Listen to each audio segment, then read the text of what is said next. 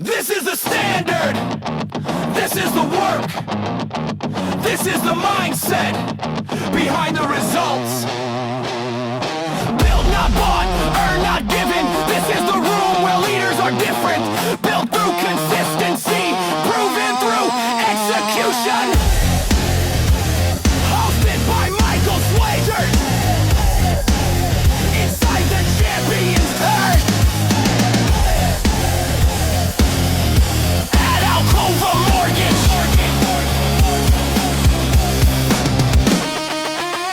Welcome to Inside the Champion Circle, powered by ALCOVA Mortgage. Your host, Michael Sweigert, sits down with top producers, industry leaders, and some of the most well-known mortgage influencers in the world and engages them in high-level conversations on what it takes to be elite in the mortgage industry. ALCOVA Mortgage, Equal Housing Lender, NMLS ID 40508. Michael Sweigert, NMLS ID 1240868, NMLSconsumeraccess.org. Terms and conditions apply. All loans subject to credit approval. Grab a drink, put your headphones on, and enjoy this week's guest, Taylor Croy. I mean, listen, the beard really, it's sophistication. It's the most wisdom. interesting man in the world had a beard, so it's got to be something, right? That's what Austin was calling me, the most interesting man in the world. That's what I'm talking about. Well, thanks so much for joining. This is it's gonna be fun. This is I've been waiting for this. We've been talking about this for a couple months now, and I'm so glad that we can finally get you on Inside the Champion Circle, and right in the middle of busy season too. Yeah, right. Right in the middle of busy season. Is there such a thing as a busy season right now? So in Northeast Ohio, there is. I've said this a bunch of times on every guest that we have because we always talk about the weather because you guys down south, it's always super nice, and it's nice now. We're going like on day number 3 without rain, so that's pretty crazy. But there you go. Yeah, for us, it's slow in February because who wants to go buy a house when it's negative 20 with 2 feet of snow? So yeah. It's no summer vacations are allowed in the mortgage industry in Northeast Ohio. Well, and I joke because, typically you know the cycles in the mortgage business. You know when it's, picks up, when it slows down. But it just feels I said that, it feels like every time, okay, school's out, right? It's gonna pick up. And then it's like, oh, no, we're going to war again. And then something happened. What a weird, yes, and we are in a weird year. And I think you could touch on this because how long have you been in the industry? Since 2004, 22 years. You've got to see all the seasons, right? But I was trying to tell everybody, I'm like, I think the last normal year that we've had was probably, 2019? I mean, like, with just a normal purchase year. That's when rates started going up a little bit, but you still had, inventory started becoming a little bit of an issue, but not like it was. And I am just so sick and tired of, I'm exhausted. Like, everybody's asking me, what are interest rates doing? And I'm like, well, depends. Who are we bombing today? Or that's right. What did the chairman of the Fed say today as an interview? But it's just so that right now this is what we're experiencing. But people are still buying, and people are still taking advantage of buying. That's right. Right. Because the old adage is the best time to buy a house was 2 years ago, and everybody always thinks because rates were lower. Like, no, they were actually better. But house appreciation. Why wouldn't you buy 2 years ago and always take advantage of refinancing? Dude, it's really funny. And I tell this story to people when I get on, talking to a new home buyer, first time home buyer, whatever. And they start, talking about, I want to make sure I don't overpay or this or that. And I'm like, I'm just going to tell you this. I've been in Charlotte for 22 years. I bought my first house 20 years ago. I've been through quite a few properties. I've probably overpaid for every one of them. I've been upset about it 0 times, right? Like that is to me, again, it's kind of looking at the full picture, right? And if you're in a hot market, the downside is it's highly competitive. The upside is you're getting what everybody's really chasing, which is significant appreciation. So, if I overpay for a property by 10 grand today and I make up for that within 4 months, 6 months, and now I'm back in the black and it's just continues to go, I'm fine with that, Yeah. And I think it might be like an industry problem because one thing that's cool that you do with your team is you had us on for your entire team. You have a call called Iron Sharpens Iron, which is great, right? It's just like all of us getting together. It's almost like a monthly mastermind. And you and I come from the banking world, and we tend to forget that the average loan officer, so everybody else in this industry, forgets about that whole refinance aspect of our business. And and I didn't even realize it until I remember we had a loan officer on our staff during the refi boom, and in 2020, where he was like, "Well, I feel bad like having people have to pay for the title company again to do a refinance." I'm like, they're at a 5.5% interest rate. You're giving them a 2.875. Let's just show them the amount of money they're going to save over the life of their loan, or even in the next 3 years. And I feel like we don't do a good enough job as an industry educating on, hey, look, if we bought this house 2 years ago, the home appreciation, depending on what market you were in, but for us, I mean, we were sitting anywhere from 5 to 9% year over year in appreciation. So the people that bought 2 years ago at a 7.25% or a 7.5% rate, that same house, that $200,000 house is now worth $235, $240, and they get to refinance at today's current rate. So yeah, you may feel like you're overpaying to get into the house, but guess what? Your property is going to naturally appreciate. You're going to pay that loan balance down over time, and then, oh, by the way, you can then take market rates if rates ever go down. That's exactly right. Yeah. And you touched on something that it reminded me of a saying that a guy I worked with, 20 years ago, but great sales guy, right? And but not salesy. He just was very knowledgeable and knew how to guide people. And one of the things and when I first got in this business, I was at a call center doing refis. All right. So I didn't start on purchases till 2013. First half of my career is just call center on the grind. And he would tell him, because I was asking him, like, how do you deal with when people say, like, it costs too much, right? And he was like, listen, there's a cost to every decision, every single one, right? If you choose to do this loan, there's a cost to it. If you choose not to do this loan, there's a cost to it. So let's just look at the cost of each one. That way you can make a good decision, right? And then you break it down, and to your point, now you start looking at the monthly savings going from 5.5 to 2.875, and the interest difference over the life of the loan. And now we're talking six figures, right? So what's $3,000 in closing costs to save $150,000, $200,000? Because that's what that loan is going to cost you if you choose to stay in it, Yeah, So, absolutely. Yeah, for sure. I just feel like that we just don't. Not we. I think your team absolutely, my team absolutely, and I think all of ALCOVA. We at our sales conference that we had just last month, we had one of the best real estate or mortgage coaches on refinances, Dale Vermillion, come in and talk to us all about refinancing for an hour and a half and how important it is. And so I feel like we do a really good job, our corporate culture, of making sure we're advisors, telling everybody about the advantages of refinancing. But I think the industry as a whole, we're just so worried about that purchase. We're so worried about that, just getting that buyer in, that we forget that we should be advising them on, hey, guess what's going to happen over the next 18 to 24 months. And well, we don't have a crystal ball, but we keep seeing what the industry experts keep saying about what's going to happen with rates. But like you said earlier, stop bombing everybody. We won't have that issue. Yeah.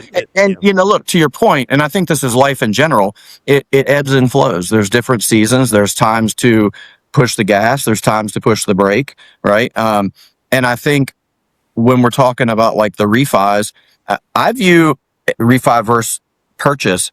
I view real estate just in general as a means to accumulate wealth, right? You can live in an apartment. You can live in a home that you own. But you can accumulate wealth, and you technically can accumulate wealth both ways, right? But I like to look at a home, which is an actual asset, as a vehicle for me to make moves. And there are going to be times where, okay, dropping my interest rate by 2% and doing nothing else makes sense. There's going to be other times where increasing your interest rate by 3%, but pulling $100,000 cash out to go put to work somewhere else is going to make sense, right?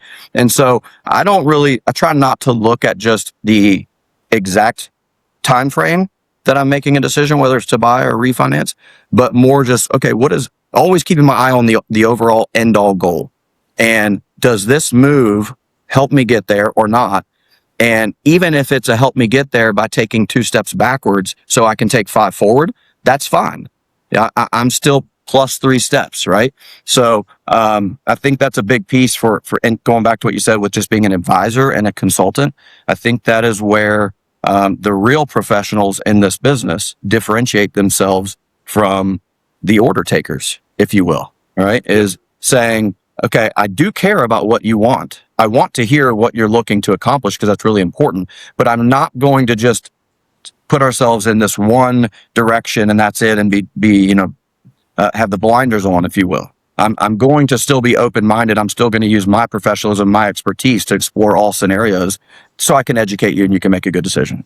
Yeah, and I 100% agree. And I feel that, like ALCOVA gives us those tools. And even before I talk about the tools, but even people at the corporate level, right? Down to the corporate processing, to the closers, I remember like the first day, like when I came and met everybody at ALCOVA, I'm like, the appraisal desk was coming in and talking to us. I'm like, man, why do they sound like they were a loan officer before? Right? Like, I don't know if you got the same feel whenever you start, because we actually came down 100%. like, without almost at the exact same time.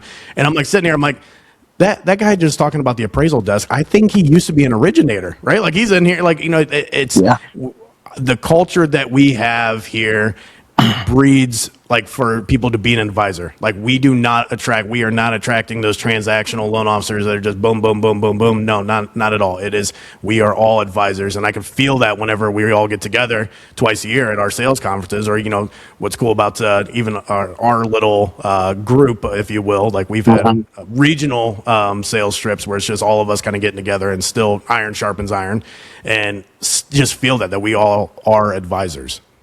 Yeah, and it's incredible, man.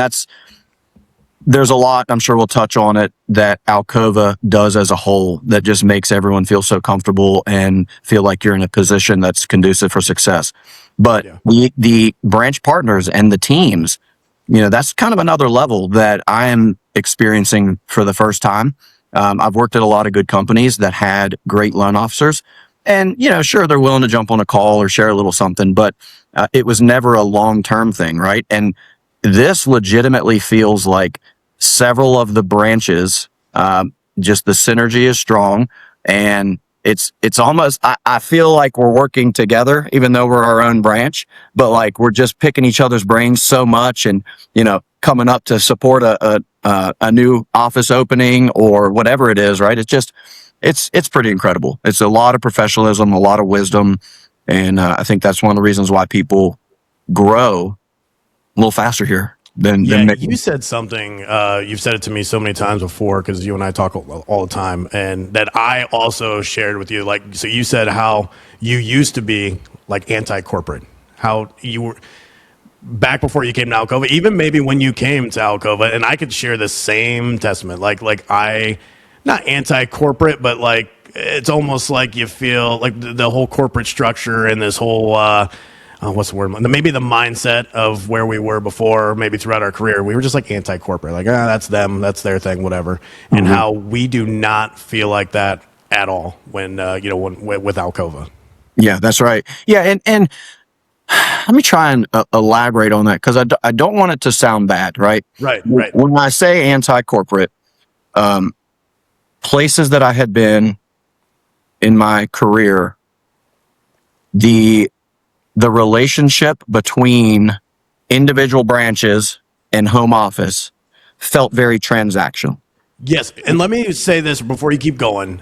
Not so maybe an easy way. We are self-employed. We have to go out every single day and get our paycheck, right? We are entrepreneurs. We are self-employed. So when we say anti-corporate, somebody who has that corporate mindset probably isn't going to be very successful as a originating loan officer, or maybe in our position, because we are truly self-employed.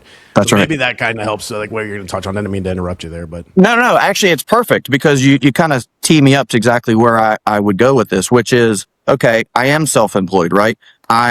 We're commission-only employees. We take on all the risk, or a lot of the risk, financially as well. So you want to make sure that you are in a,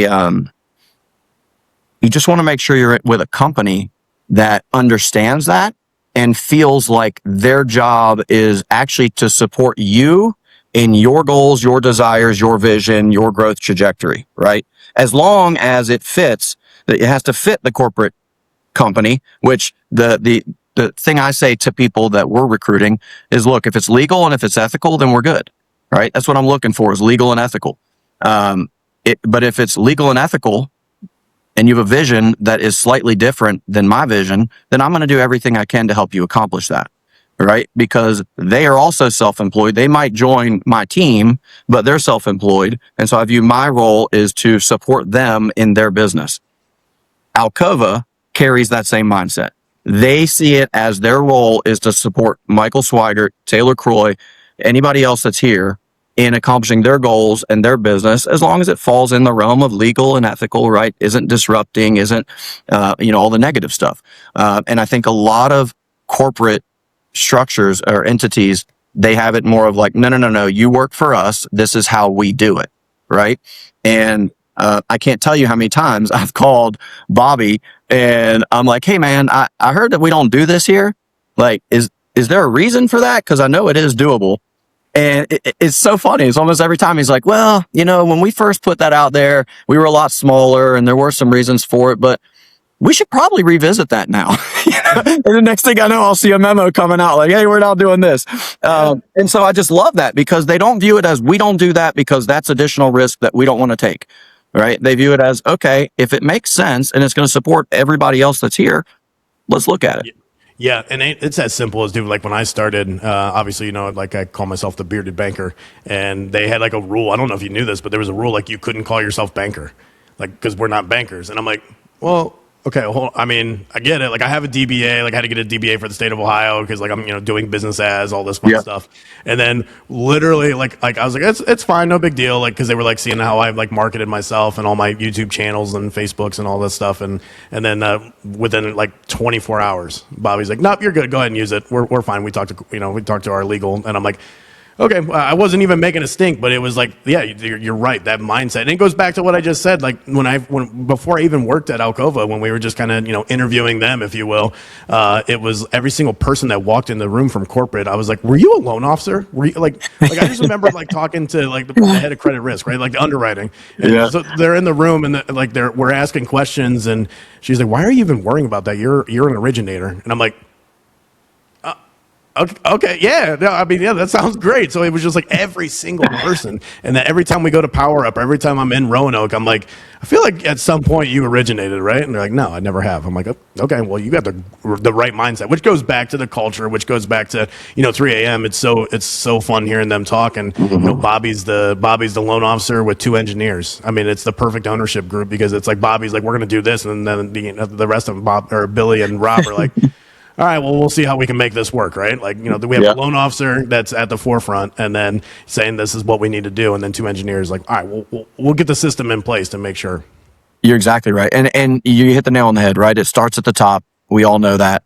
And the way that they treat their employees, it trickles down. Yeah. And it's obvious, right? And so I want to say this too, because I think it's really important. Another reason when I have animosity from a, branch versus corporate relationship, I view salespeople should be selling. And if you are not doing an actual sales activity, then you're falling behind, in my opinion, right? Or you're missing opportunities, or there's a lot of ways we can put it. And I've been with organizations where they want you to grow, but growing requires time and energy, and it creates additional work and additional expenses. So if they want you to grow, they kind of need to support you in that growth. If every time I find a loan officer that says he's ready to go, and then I've got to help him transition his licenses, and I've got to help him find office space, and I've got to help him do all these things, yes, I'm over here, which we could think is a sales thing, right? But this LO's already said I'm coming and I'm on board. So in my opinion, me still being over there and digging in with him and helping him get set up is the same thing as a loan officer that the realtor's already said, we're good. I want to work with you, right? Okay, go find more realtors. And so at other organizations, I found myself in the weeds for so long every time I would hire somebody that it just took a long time to get started again. Whereas here, everybody knows their role. Everybody is excited to do their role, right? So it's one email. Hey guys, an application's coming over from this person. This is what the initial offer looks like. And next thing you know, licensing, IT, HR, I mean, they're running with it, right? And that allows us to do what we do best, which is huge. For sure. And one thing, well, just to kind of touch on something we mentioned right before, we were talking about how we were both anti-corporate, but I was at when I first started in this industry, right outside of banking, I was at an office that had a top producer and a whole bunch of other loan officers, and it was not like it was like we were against each other, but we definitely weren't on the same team. right? We didn't market together. We didn't, the only time you could ask them like what's working for them is if they were walking by in the office when they showed up at 11:30 and, out by 2, like if you had a couple minutes to talk to them, but they didn't want to talk to you. They didn't want to help you grow. They didn't quite frankly, they didn't care about anything you were doing. And one of the coolest things, man, is that, you and I are in so many different group chats, but the Russ Smith, who we've had on here before and everybody knows, and he, the top producer, he is out there slinging loans left and right, will take an hour of his day. He'll take more than an hour if he, to sit and help. And we're in these group chats of all these loan officers and bouncing ideas off of each other. And what's crazy is the group chat made it out. The idea in the group chat made it out of the group chat. And we touched a little bit about it, but a regional iron sharpens iron where it was top producers. In one house, I think we had probably close to $500 million in originations, maybe, if not, we were approaching it. And we were sitting there.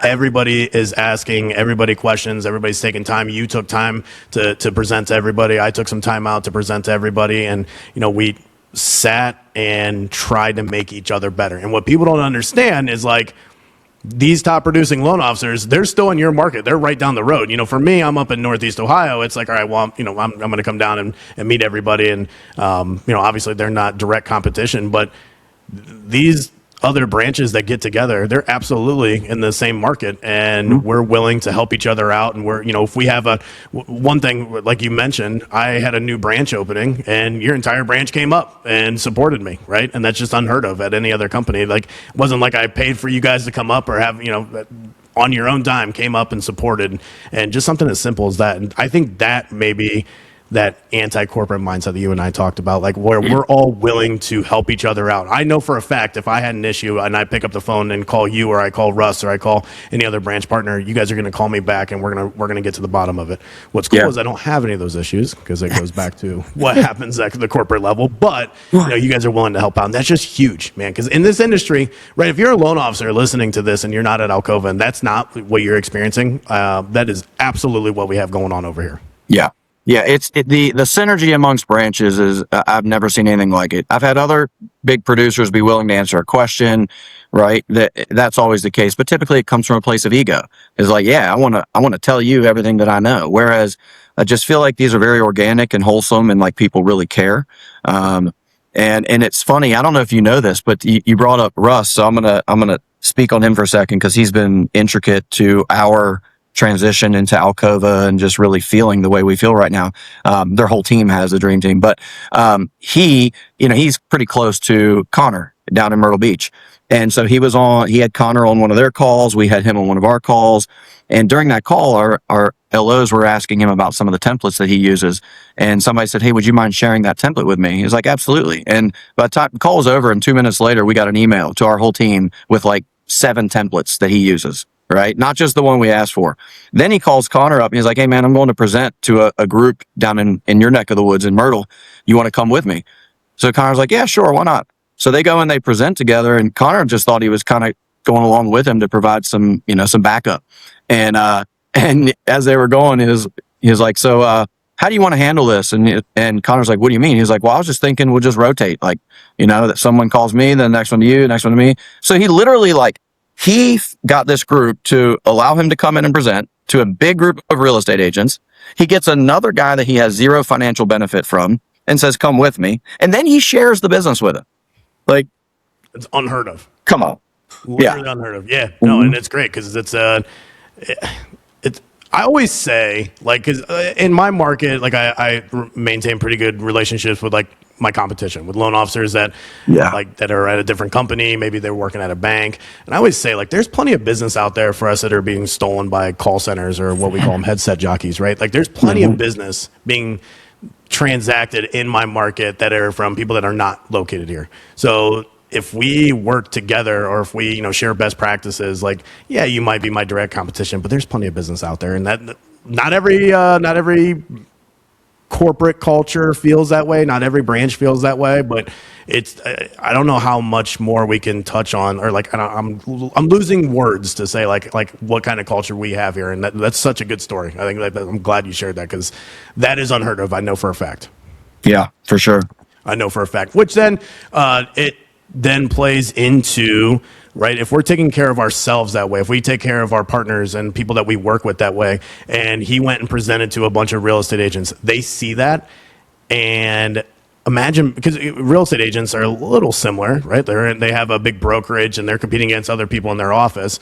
But if, these mega teams or these, top producing real estate agents see that out of us, imagine what's going through their mind. Like, well, I would love to refer my clients to a company where that's their culture, right? The client comes first, so they're going to take care of that. They're not like bashing somebody else, or, because whenever a realtor refers somebody to us, it's an extension of their business, right? So I always say that, like, I want to make sure that when a client is referred to my team, they're going to get the white glove service that you provide as well. So it's an extension of your business.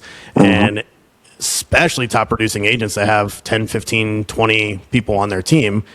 Imagine working with a mortgage company that has the same exact mindset. That's right. Yeah, I tell my team all the time, the real estate agent is our client. Their buyer is our secondary client, right, from the sales side. But the realtor is our client. Now their buyer is our processor, underwriter, closer's client, right? Direct client. But it's, there is a difference there. And I like differentiate. So you said something earlier about you realtors, I guess they're, similar to us.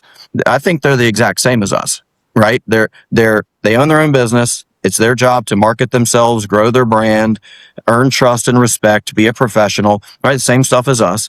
The reality is I say this a lot. This doesn't always go over great, but just going to say what it is. I mean, I think that, 10 to 20% of the people in lending and in real estate are really true professionals, like truly know what they're doing, truly care about their craft, truly care about their clients, put everybody else first and foremost, and understand that the money comes if you put everything else in the focus. Right. And so I think we're extremely similar, but I tell the realtors too, your job is to go out and find a buyer, right? Or a seller, but we deal mostly with buyer's agents. So it's to find a buyer and then to get them under contract. And for them, any follow-up they're doing with their lender to get updates, to figure out if this is happening, if that's happening, well, that's the same as a loan officer who's chasing conditions on a loan that's conditionally approved. It's not a sales activity. You're out of your lane, right? And I understand why they do it, just like I understand why loan officers do it. Because somewhere along the line, you ended up in a bad situation with bad partners, and it wasn't going well, and you felt like you couldn't trust, and so you got out of your lane and into their lane to try and bring it to the finish line. And even though it probably worked, and that's why people keep doing it, it's what did it cost you? It's very difficult to quantify that piece. And so, I think we're exactly the same. Stay in your lane, stay in sales. And for realtors, because I'm very adamant about that if you're chasing stuff down from us, you're not in your lane and you're not going after new business. That's why I say they are our number one client, because they're the person we have a relationship with. They're the ones that trust us. They're referring people over to us. And it's our job to help them stay in their lane. Yeah. It's our job to assist them and be a true partner, not just quote an interest rate and hope that they don't shop me. Right. I got the best compliment ever the other day from a listing agent who said, so we were clear to close like a week and a half early. And she was like, this was a weird process. And I was like, I'm so sorry. Like, was the updates or like, what happened? And she's like, no, this was extremely boring and mundane and very methodical. And I'm not used to that. And I'm like, I think that's a compliment. Thank you so much. Thank you. So I'm actually happy to hear that. I'm sorry that I don't know if that's what you look for, or hopefully you like boring, because if you like boring, apparently my team's the right one to be. But it's true. Like, if so many times, and I've heard that from so many different loan officers where they'll say no, I need to be the one that's getting the bank statements. I need to be the one that's chasing all these conditions and making sure I'm on top of it. And I'm like, do you really think, number one, you think the client uses you because your ability to upload PDFs into a loan origination software? Exactly. do you think your client's using you because you're an advisor? And also, it goes back to the realtors. Do you think real estate agents want to refer you because you are really good at taking pictures of the driver's license and uploading it and making sure that it's there? Or do they use you because your system is, you're taking care of the client and then you're always updating and, you're reaching out to the listing agent to provide updates so that the way the buyer's agent doesn't have to, that there's no surprises at closing? Now, obviously, there's always that one-off where there might be an issue, but that goes back to your process, making sure you're over communicating and you're tackling that issue and you're updating everyone so there's no surprises. But That's right. It's so important that loan officers realize that the only way we survive, I think, like you touched on it, that 20% of the real estate agents and loan officers might be the professional ones. I think what they call it, like the Mendoza line, right? Like what it wasn't, Mendoza is the one that got in the Hall of Fame, and it's almost like the bare, all right, this is the bare minimum. You got to be above that. Right. And unfortunately, I feel like in our industry, that Mendoza line is, you're right, like right around that 20% mark where I see a stat all the time, like 20% of the agents do 80% of the business or something like that. Well, That's right. That's because they learn to get out of their own way. They learn to focus on their business, and having a true partner, like a true loan officer that also is focusing on growth and focusing on money-making activities and letting your team handle the rest. And I'll say it again, at ALCOVA, it's super simple for that because I know that processing, I know underwriting, I know that closing is going to handle theirs because they treat the client that like it's their client. I love that you said that. And we're able to have those systems in place and then help our real estate partners, just like you said. Russ, the top producing loan officer at ALCOVA, was driving to Myrtle Beach to host a class for a bunch of real estate agents with Connor on your team because he understands that his team and how effective corporate and his team are at getting that loan and mortgage closed. I'm going to take care of my partners. I'm going to take care of my real estate agents. That's exactly right.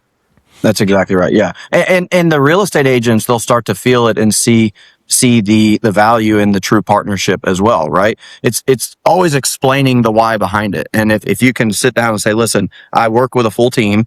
I'm going to be the person that talks to your clients when you first refer them over. I'm going to have a very detailed conversation. I'm going to uncover any fears that they have, concerns, questions, make sure we address those. I'm going to make sure I know what their goals are. All right. And then I'm going to connect them with my loan coordinator, who sits behind a desk all day, every day, and his role is to explore every single option available and present them to your client and make sure they know every option that's available so they can make the right decision.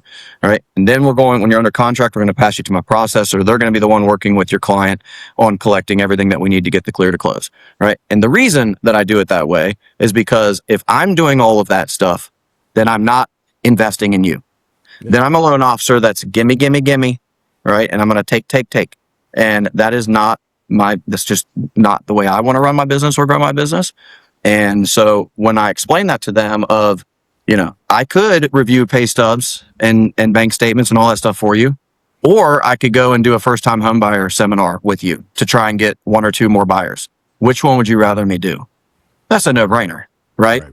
So, but you got to give the why behind it. It's not, hey, listen, I'm the rainmaker. I make tons of money. Don't want to talk to any of your clients. Everybody else does it because I'm sipping pina coladas.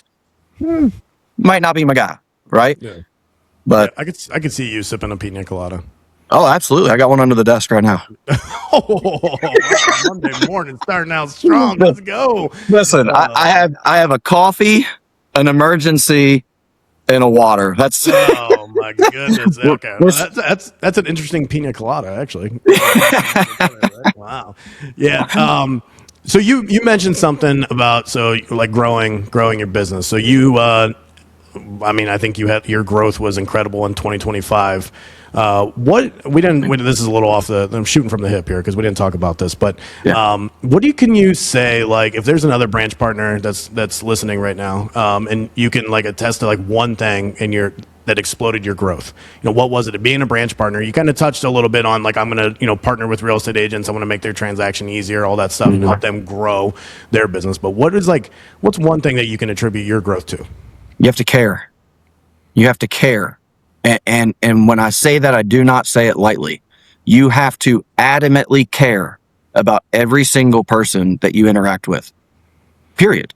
And quite frankly, man, that's just one of my mottos to life. You walk past somebody on the street, look them in the eye and say hello. Why wouldn't you? It's a human being. right? Yeah. You have a team member that comes on and joins your team. Care, like adamantly care about their family, care about their dogs, care about their kids, right? Care about their work-life balance and that they're not stressed out of their mind, right? Just care. And it's the same thing with the real estate agents. And I think that it just shows it. People know when you legitimately care about them and when you put them first. And that's where it starts, right? So now there's a lot of details behind it. Building out the process, what we consider a sales-friendly process, was another big piece. We're not the only ones that have done it. Everybody's tried to do it if you think about it. I mean, every company out there has loan officer assistants for their loan officers now. But do you care about your loan officer assistant? Or do you just don't give a damn that they're working 80 hours a week and stressed out of their mind because they're helping somebody close 10 million a month and, look good on the scoreboard?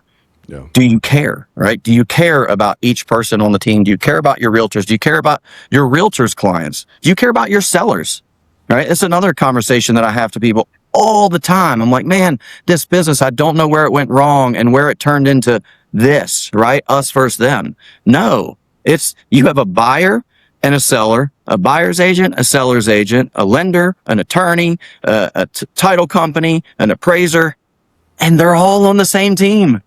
That's the beautiful part about it, right? If you think about it, if you close 50 transactions a month, then 50 times a month, you're bringing a new group of people together and saying, all right, guys, we know what our goal is. It's the same every time. It's to get a buyer into a house and a seller out of the house, right? And most likely that seller into another house and then that seller into another house, and a domino effect that, we can't even figure out how long it goes.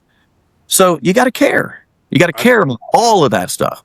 I love that analogy because I always say that it feels like being a loan officer, you're almost like the ringmaster of the circus because you have to bring everybody in.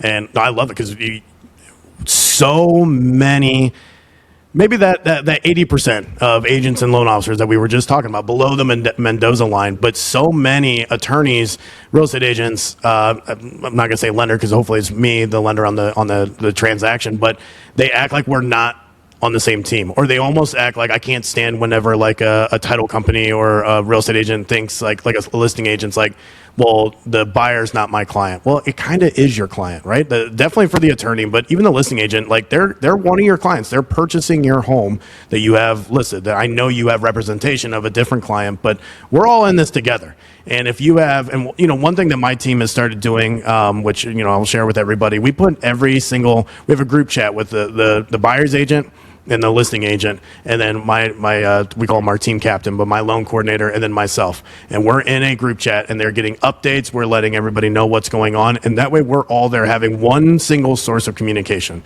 And we change the picture on the group chat to the house, and we change the group name to the address, so everybody knows who it is. And I literally say the same thing in every group chat. This is where we're going to come together, and you guys are going to get updates. Any questions or any updates on your end, let us all know, because it's once we're moving towards that target of that closing date, we want to make sure that we have all this information, because I don't know how many times, and you can attest to this, where you're getting, you're bouncing, and our closers working with the title company to get the docs over, and here's this addendum, or I forgot we're giving 5,000 in seller concessions, right? Which it happens, but why can't we just be all on the same team and communicate as one? And here is what's super cool. So I'm having my very first transaction this has ever happened, where the buyer's agent, this is her first transaction, and the listing agent, this is her first transaction. Oh, and wow. I'm going to come on here and say it was not an easy client. They were relocating, had a brand new job, and they were relocating from actually California, coming here to Ohio, and it was a little bit of a test. Making sure that there was no probationary period. I'm not going to sit here and talk about guidelines, but it's just a lot of checks that we have to go through on the checklist. And I get the purchase contract, and I'm sitting here looking at the house, and the house has a ceiling. I mean, the ceiling's falling in. There's exposed wires. I mean, there's a lot of issues. And normally I send that, I'm like, hey, let's take care of this now before we order an appraisal. And I send it out to all the agents. Within 48 hours, I get a text back from the listing agent. Hey, these are all taken care of. The buyer's agent and her husband and this buyer went out with the listing agent, and I believe the listing agent's husband, and they all took care of it and got it done within 48 hours. And it has been the most probably the most rewarding transaction for everybody involved, because they came together and they have this different mindset. And I'm not going to say that maybe we get into our bad habits, but they came into this transaction like, we're on the same team. Let's get this thing closed. Yeah. They knew no better, right?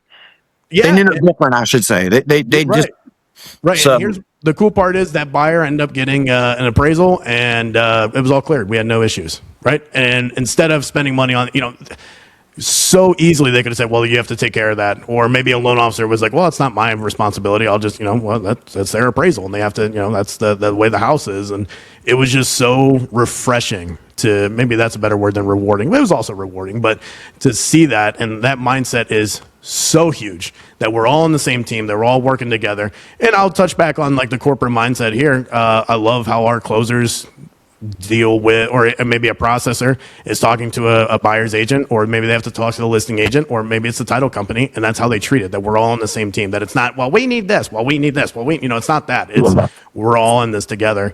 And so I love that analogy that you gave. yeah, and I think it starts with us because we can set that tone. And I love what you said you guys are doing, where you're sending that text thread, or creating that text thread with everybody. I've said this forever, man. When I was building my business, I had 3 touch points where I would call the listing agent, because you're already engaged in a transaction with them, right? So this is your time to shine. You didn't even have to ask for the business, earn the business, wait for the business. It's right there, right? It's go time.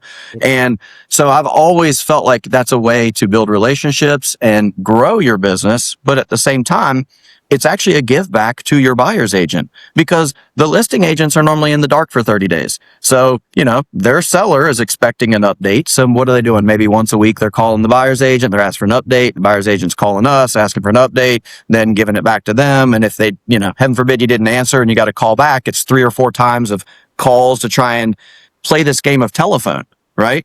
Why? Why would we not update a seller's agent so they can update their seller? It makes 0 sense to me. Sure, don't say, hey, we've got 4 NSFs on this bank statement. We got a problem. Probably not going to say that. But why would you not say, guys, all we need is an updated bank statement and the title, and we're submitting back in for clear to close? Yep. Yeah. Goes back to that, that we're all on the same team. And also, if you're a loan officer and you're not updating, or if you're even a real estate agent that's listening and maybe you're not giving updates, or you're not working with, like, having a partnership with a loan officer that's doing that, it's just so wild to me that we get in this mindset of like, well, my business is just here. I'm just a listing agent. I'm just a buyer's agent. Well, that's not my job. Can you imagine saying that? That's not my job. We're all self-employed. Guess what? It is our job, right? Like, every job is our job. So it is always bizarre to me. That mindset piece of it is never there. And I'm just so glad I can actually tell that story, because I'm like, that was so great. It was so refreshing to be like, yeah, we're in on it. Because one thing too, and I'll say this, I feel like maybe that a lot of real estate professionals have been burnt out over the past 3 to 4 years, because it's been tough. It's been tough. And it's we touched on it at the beginning of the episode, where it's like, we don't know what interest rates are doing, and we don't know what the market's going to do. We're in Northeast Ohio. We got 3 weeks of negative 20-degree wind chill, and nobody wants to buy anything. And then you're spending the next 2 months trying to catch a paycheck, right? So we get, or, in our market, I don't know about you guys, but we still are kind of back to like 8 to 10 offers on properties again. We just don't have the inventory. So it's like, I get it, especially real estate agents who have been doing this for 10 years. All they're doing right now is driving around, putting in offers. And I had somebody that put in an offer $20,000 over listing, and they were the worst offer. And they're like, it was a $200,000 house, right? So I get it. I get that we get burnt out, but at the end of the day, like, once that business is there and it's in front of us, it's time to perform, and we have to, give an extension of what we want if we were a client, or what our business is, and make sure that you're, passing that down. Yeah, so think about that, right? I love it. Everybody's burnout. We are. We're all ready for, like, the light at the end of the tunnel has gotten brighter and then smaller and then brighter and then smaller. And we keep saying we know it's still there, but we're still not to it, right? No. So we're all burnout. And so think about the difference between calling a realtor that you haven't talked to in 30 or 60 days and saying, hey man, I just want to follow up. I haven't received anything from you in a while. What's going on? Versus, hey man, I just want to check in with you. I see that, it doesn't look like you've closed much recently. I just want to make sure you're doing okay. Yeah. Right? Or, hey man, I just want to check in and see if there's anything I can do to help you get a new buyer. I haven't received anything from you, so I don't know if you're slow or if you found somebody else out there that's doing a good job. But either way, I just want to help. So, it just shows you care. It's just a really different approach. it goes back to relationship driven as opposed to transactionally driven. Relationship driven is always the route to go, and it's you can see it with our partnerships when it's I'm not calling and saying like you haven't sent me any business. It's as simple as like, hey, what's going on? You all right? Like so we're planning in a couple of weeks we're doing taking a bunch of agents and we're just going to go to a day game for the Cleveland Indians or Guardians, whatever. And I'm like literally my message was like, hey, I think we all need to get away for an afternoon, maybe just sit there and we can all, if it's a vent session, come on together and like we'll just complain about whatever's going on and see what we can do to fix it or maybe make it better. But this industry is, I like how you said we keep seeing the light at the end of the tunnel and then we get further away from it every single time. And it's a tough industry, and that's why you have to lean in on your partners, which is why relationships are so crucial in this, whether it's with clients or with your referral partners. But relationship driven is when the times get tough, it's great to lean on your partners. That's exactly right. And one thing that I talk to my team about a lot is the smooth transactions, right? Comes in, got our contract, borrower signs quickly, documents are in quickly, or we already had them, right? Clear to close in 3 weeks. Like those are great transactions. Nobody's stressed. Everything's wonderful. But that is exactly what it is. It's a transaction. You're not building a ton of relationship when everything goes perfectly smooth. In my opinion, relationships are built during the tough times. And so I try and encourage my team. I'm not saying go look for tough deals strictly to have problems, right? We don't want that either, but embrace the problems, be excited about the problems, the issues, because those are the opportunities to build relationships and build loyalty and build trust. And, when a loan closes smoothly in 3 weeks, going back to your example with the first time buyer agent, first time selling agent, right? Like if that went perfectly, they just expected that's what was supposed to happen. No big deal, right?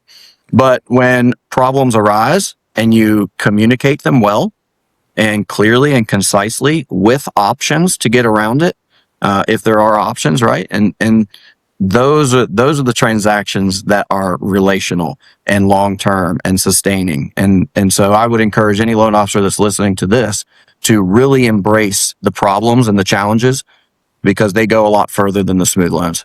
Yeah, and I would say make sure you take that opportunity to educate, especially the agents. Let me not say I don't love problems, right? But I love the opportunity that when they arise, we fix them, and I show and educate to the referral partners that this is exactly why it happened. Here's how we can avoid this in the future, and here's why. Like I've said it a lot, but I just did a Facebook post the other day that got a ton of interactions where I gave this story of I was like, your pre-approval letter is probably dog crap, right? It's probably not good if it's not coming from us, and this is why my pre-approvals will end up taking. I'm not saying every single one, but it takes time to get your pre-approval letter because there has been a problem in the past in which this is why this issue arose. Why not take care of it at the beginning? Why not get it out of the way? Especially in our market where hey, there might be 8 to 10 offers on a house. I want to make sure that your pre-approval letter is actually strong and verified and we're good to go. But I love taking the opportunity to educate, the one example I was talking about on Facebook where a big bank that everybody knows the name of, writing mortgages, and they gave a pre-approval letter out for somebody who had student loans and collections, and they gave them an FHA pre-approval. And I'm like, you can't do that. You absolutely cannot do that. And until again, I don't want to talk about guidelines, but I'm like, you have to make 6 on-time payments once that's out of collections before you can even apply to have that CAVRS report cleared. Yeah. So this client didn't really believe me because they were like, well, no, I have a pre-approval letter. It's out there. I don't know why is this lender telling me that I'm pre-approved? And I'm like, ask the loan officer exactly this. And I typed it out, sent it to her, and she copied and pasted it. And the guy was like, oh, yeah, I didn't even think about that. Yeah, no, you're actually not going to be able to be pre-approved.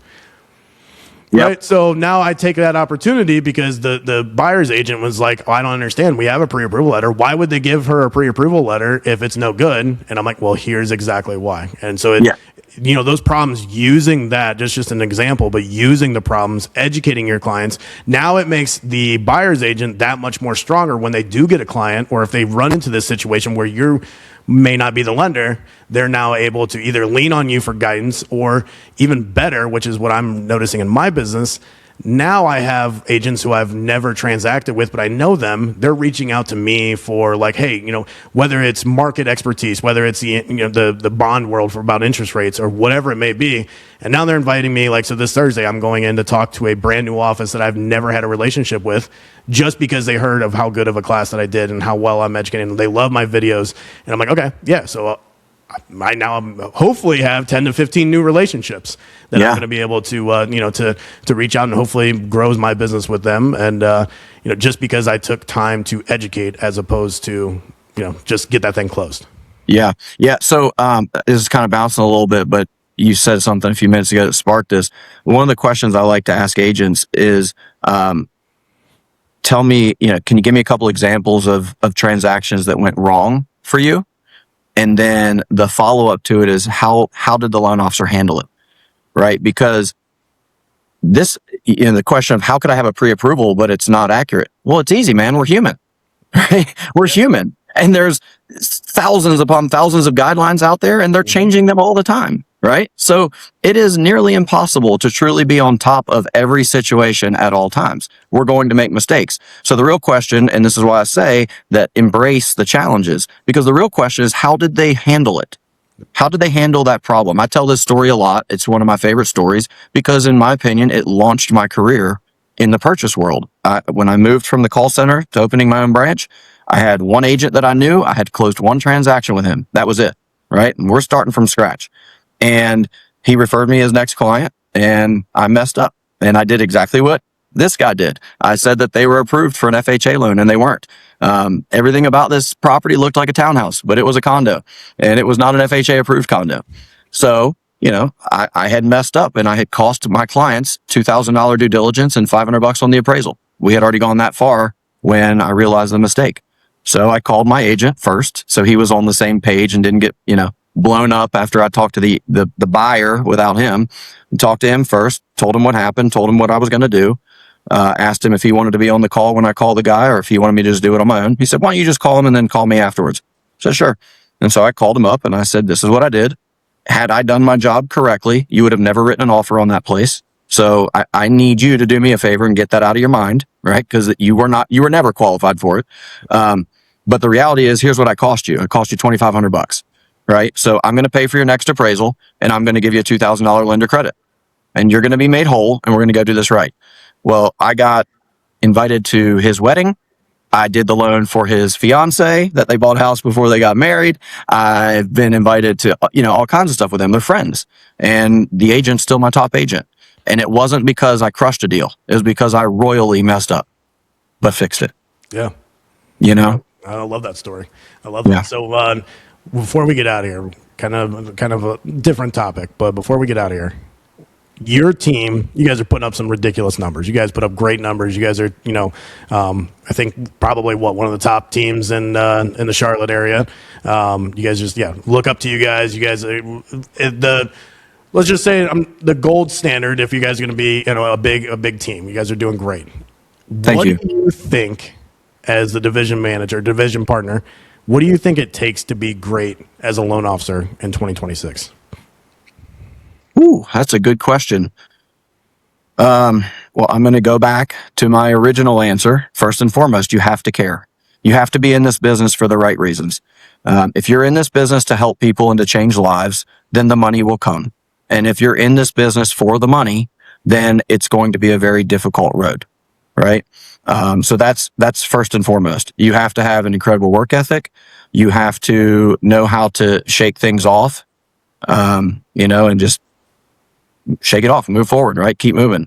You need to communicate well, and communicating well means clearly and concisely, and with you always have to, if it's a problem, right, you have to have options to move forward. So that's really important.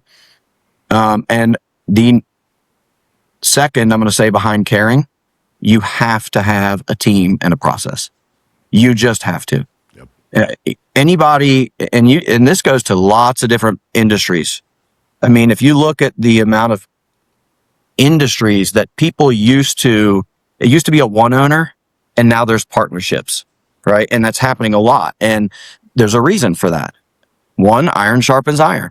No one is as good alone as you are with a team, period. Two, work-life balance. Nobody is going to be at their peak performance if you're drained all the time, right? So having a partner and having a team creates work-life balance. And then the process, you have to have something that you know that you can stick with and that works. So again, when I go and I meet with, and I don't originate anymore. We didn't talk much about that so far. I'm not actively originating for myself.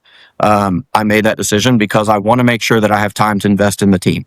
I feel like if I'm going out to loan officers, processors, underwriters at other companies that are happy where they are and doing well where they are, and I'm going to try and convince them that it's a better fit here, then I have to deliver on that, right? So I can't deliver on that if I'm trying to close tons and tons and tons of loans. But I want to try and stay sharp. And so my team knows that I am there for them. So I go do meetings with them or presentations with them, for them, et cetera. And so, man, I just totally lost my train of thought there. Well, you're just rubbing it in. You don't originate anymore, but yeah. Yeah, I know, right? No, but the process, right? So when I go and meet with them, I want to understand their business. I want to understand what's going well and what's not. So I can figure out, can I match what's going well? Can I fix what you need improvement on? I want to understand their goals and their vision. Can I contribute to that and make it easier for you to accomplish your goals and your vision? And then I bring it back around full circle and I deliver on all of it, right? I've heard you say you like this, this, and this. This is how we handle all of those things. They should stay exactly the same or even see an uptick, right? I heard you say these are the challenges you're having. Here's how I address those challenges for my partners, right? Boom, boom, boom. And then ultimately, here's what the process looks like. Every time you refer a client over, here's how the first conversation is going to go. And then here's what's going to take place. They're going to go to my loan coordinator, and my loan coordinator is there for them from that moment until they go under contract, answering questions, sending out pre-approvals, buttoning up their initial disclosures when they're under contract, all that good stuff, right? Then they're going to go into underwriting, and once we have a conditional approval, my processor is going to be the point of contact. So I want to explain it like, yeah, my team is technically me, loan coordinator, processor, underwriter, closer. We're client facing. And that's what I tell everybody as well with the partnership. I'm like, TaylorMade Home Loans is the client facing piece. We're like the boutique lender that helps your clients from start to finish. ALCOVA is the home office, right? They do the high level stuff. They do work with the investors and lock in interest rates and payroll, HR, compliance, the stuff I don't want to deal with. So I kind of give them that picture. But then coming back to the team piece, it's like, once you refer somebody over, yes, I'm going to spend that 15, 20 minutes with them and I'm going to do everything I need to do, but I'm going to explain the same process to them as well. So they're comfortable with my team because it's really two people, loan coordinator and processor. Those are the two that are working with them every day. So you tee it up where, oh, that makes sense. It's not 15 people. And I'm still here for you. Yeah. Right. And that's where I bring that back around. So the challenges that you said you have, which right now sounds like it's getting buyers, that's where we can dig in and figure out what can I do to help you get more buyers. Yeah. Yeah.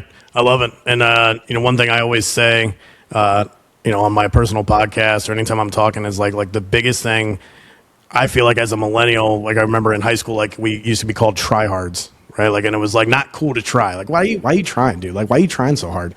And the one thing in this industry, like, so if you're a loan officer that maybe is struggling, because I see everybody's numbers in 2025, a lot of people struggled, and 2026 is off to even worse start for some loan officers. And I feel like if you're struggling to get buyers, and I mean, that's always like, I think something we always try to do as loan officers, but if you're struggling even more, you have to have that system in place. Number one, you have to be able, when you get that loan, the last thing you need to think about is getting that thing closed and your client getting taken care of. So I love that you say that, because you guys have built such a rock star team that I literally have stole the model from you and, doing with my team as well, but have to have that in place.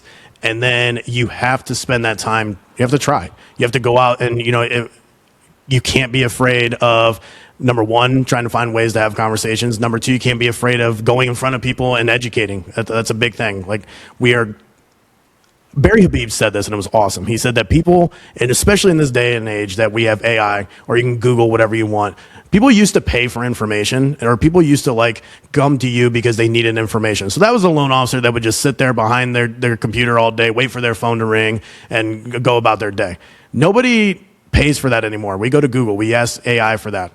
No, we need knowledge. And if you're not out there showing the industry, showing clients, showing referral partners that you are knowledgeable about your product, and you're not trying, if you're not going out and getting in front of them or making a video or joining on a podcast like we are right now, or doing first-time home buyer seminars, or doing happy hours, or doing lunch and learn, whatever it is, then nobody's going to use you. Nobody's going to come to you and want to work with you, because I can go to AI for that. I can ask ChatGPT right now what it may not be right, but I can ask them how much is the minimum down payment for FHA. It's going to tell me. So nobody cares about that. You have to get out in front. You have to try. You have to grow your business that way. And that way, when the business comes in, you're not sitting there worrying about it, and your team's going to take care of it. So that's I mean, I feel like that's where 2026, and I think that's why we're seeing like your growth in 2025 was insane, and you guys are on a great trajectory already for 2026. I mean, I guess it is June, but yeah, I'm glad to hear you say that. I feel like we've got some room to go, but no, of course, yeah, and that's the signs of a good entrepreneur. We absolutely always have room to grow, and they could be doing better. But I appreciate you coming on, TC. This was good. Hey, I want to throw one more nugget in here for the LOs there, because I've talked a lot about caring, show how much you care. And I think naturally I've directed that towards caring about realtors, referral partners, that type of thing, right? But it starts in-house too. Going back to this team thing. If you're a loan officer, man, your processor, your loan coordinator, your closer, your underwriters, your payroll department, your licensing department, man, if they don't know how much you care and appreciate them, you're falling short. I'm just going to tell you that right now, right? Because they're human beings too. They might not be the entrepreneur, right? I have to close a deal to make a paycheck, right? Most of them are on salaries. I get it. And that's also what separates ALCOVA. A lot of those home offices, they're on salary. They're good. And hey, you chose that profession, so good luck to you. Not the case here, right? Our corporate people know that we're all business owners, and that we're counting on that, and that the buyers are counting on it, the sellers are counting on all that. But again, full circle, if you want to be successful in this business as a loan officer, you need to have a team behind you, and you need to show them how much you care. You need to invest in them every single day, every opportunity you can. You need to have their back. It starts with us, and if we lead, then everybody else will follow. Yeah, love it, dude. Well, appreciate you for joining, and everybody can follow you. What your guys is on Facebook? You guys are your Facebook page. What is it? ALCOVA Mortgage, Taylor Made. What is it? What's your Taylor Made HL? That's it. Yep. Taylor Made Home. If you're asking for any actual Facebook information, though, I'm not the guy. This is I thank you for having me on, man. You forced me to do this. This has been fun, and it's definitely something I look forward to doing more of, for sure. There we go. All right, I appreciate you, and we'll see you soon this summer. All right, brother. Appreciate you, man. Keep it up. This is the standard. This is the work. This is the mindset behind the results. Built, not bought, earned, not given. This is the room where leaders are different. Built through consistency, proven through execution.